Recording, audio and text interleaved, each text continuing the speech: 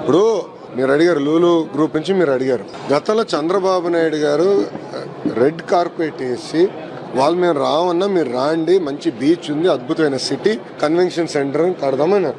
అది కానీ వచ్చి ఉంటే ఈరోజు మనకి ఈ రీజన్ అంటే ఈ ప్రాంతంలోనే అతి పెద్ద కన్వెన్షన్ సెంటర్ వచ్చేది, హోటల్ వచ్చేది, కనీసం 20,000 మంది చేశారు.